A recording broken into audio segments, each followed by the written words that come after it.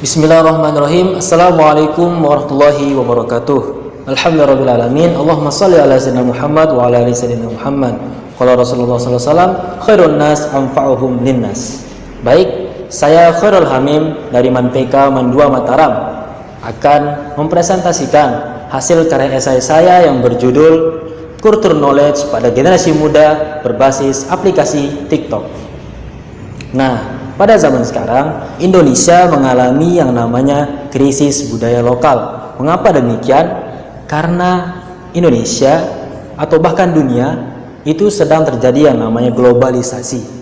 Hal ini menyebabkan para generasi muda bangsa Indonesia lebih mengenal, lebih menggemari yang namanya budaya asing ketimbang budaya sendiri yang belum tentu baik bagi bangsa Indonesia. Lalu, penelitian dari Litbang Kompas pada tahun 2013 juga menyatakan hal yang selaras.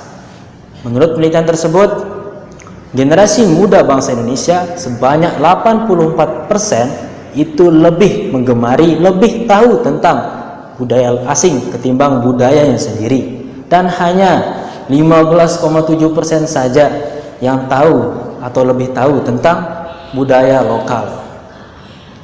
Nah, bagaimana cara kita sebagai generasi muda bangsa Indonesia dalam mengatasi hal tersebut?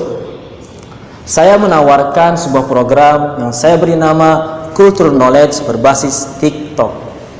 Culture Knowledge ini merupakan upaya kita sebagai generasi muda bangsa Indonesia dalam menyebarluaskan tentang kultur budaya lokal kepada masyarakat luas, terutama generasi muda. Pada program ini juga generasi muda akan menjadi aktor utama dan menjadi objek sebagai penyebar luas informasi mengenai budaya lokal. Nah, mengapa kita menggunakan aplikasi TikTok? Karena aplikasi TikTok ini memiliki banyak keunggulan. Yang pertama, aplikasi TikTok merupakan aplikasi terpopuler di dunia saat ini. Aplikasi terpopuler di dunia saat ini. Mengapa?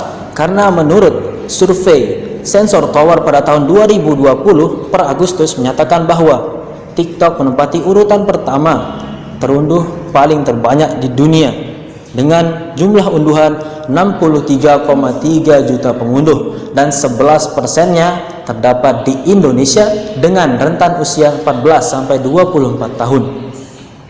Kemudian yang kedua yaitu keunggulan dari TikTok, yaitu kita bisa menonton tontonan di TikTok tanpa menggunakan akun. Jadi jangkauan kita akan lebih luas dalam menyebarkan informasi. Nah, yang ketiga yaitu efek dan fitur di TikTok itu sangat beragam. Jadi kita tidak kesusahan untuk membuat video dan orang-orang juga lebih tertarik untuk menonton video kita.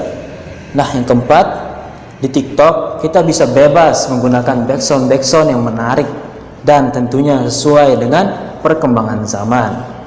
Lalu yang kelima, di TikTok kita tidak akan disuguhkan dengan iklan-iklan yang membosankan. Jadi apa yang kita sampaikan, informasi yang kita sampaikan itu bisa jelas diterima oleh masyarakat luas. Nah, dalam menyampaikan informasi itu saja kita memerlukan yang namanya strategi. Lalu strategi kita dalam menyebarluaskan culture knowledge ini yaitu yang pertama dengan menggunakan fitur dan efek yang beragam tersebut dari video yang pertama, dan video yang kedua itu harus berbeda. Tapi jangan menonton. Kemudian yang kedua, kita akan menggunakan hashtag. Hashtag ini digunakan agar masyarakat yang menggunakan aplikasi TikTok bisa menemukan dengan mudah tontonan kita atau konten kita. Lalu yang ketiga, kita akan menggunakan cara berkolaborasi dengan para influencer. Mengapa influencer? Karena influencer ini memiliki banyak pengikut. Jadi mereka ini sebagai figurnya masyarakat TikTok lah. Jadi kita bisa menyampaikan informasi melalui mereka dengan cara yang efektif. Lalu melalui penerapan culture knowledge ini kita bisa berperan aktif dalam menyebarluaskan informasi mengenai culture knowledge kepada masyarakat luas, terkhusus lagi kepada generasi muda. Dan ini juga merupakan peran aktif kita sebagai generasi muda dalam memajukan Negara Kesatuan Republik Indonesia.